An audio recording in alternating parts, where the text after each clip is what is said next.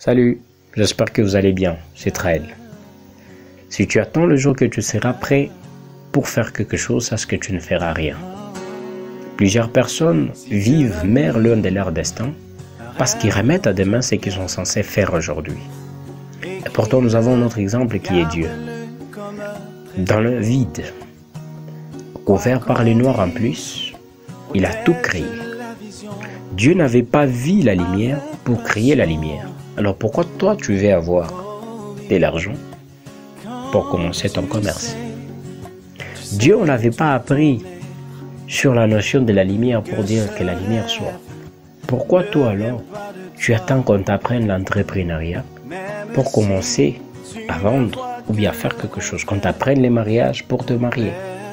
Est-ce que d'abord c'est important d'avoir toutes ces histoires, les parents et tout le reste? Je ne crois pas moi. Ce que nous avons de plus important dans notre vie, c'est que Dieu nous a donné des plus précieux, qui est même lui-même, c'est la parole.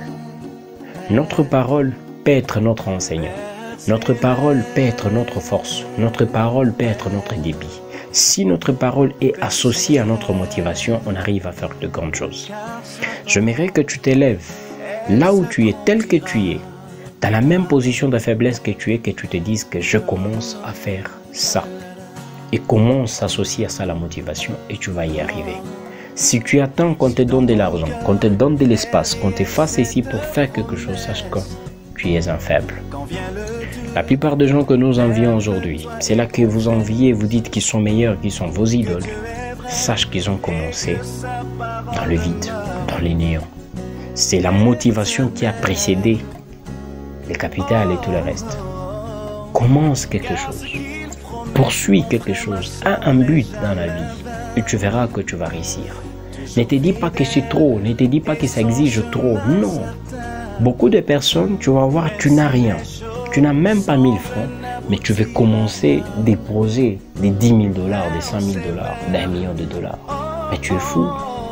Commence avec ce que tu as, tel que tu es, et tu verras que Dieu va t'aider. Dieu a besoin d'une personne qui s'est reconnue. Tu as besoin d'une personne qui veut qu'il fasse quelque chose. Et le monde a besoin d'une personne qui veut commencer quelque chose.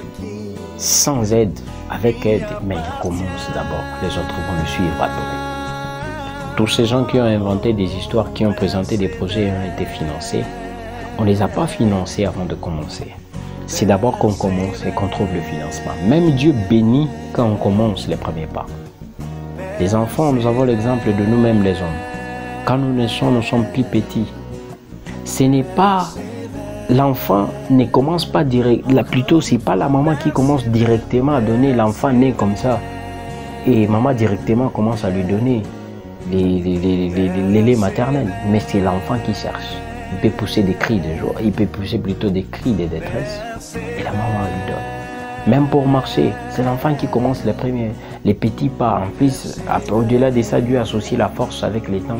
Et on marche, on devient adulte.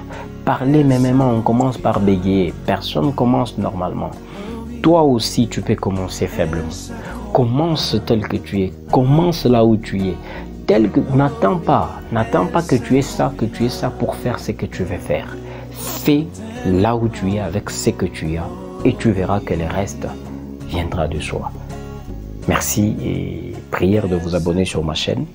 Et j'espère que vous n'allez plus laisser les temps, mais vous allez saisir les temps parce que les temps ne nous attendent pas. Merci. Salut, j'espère que vous...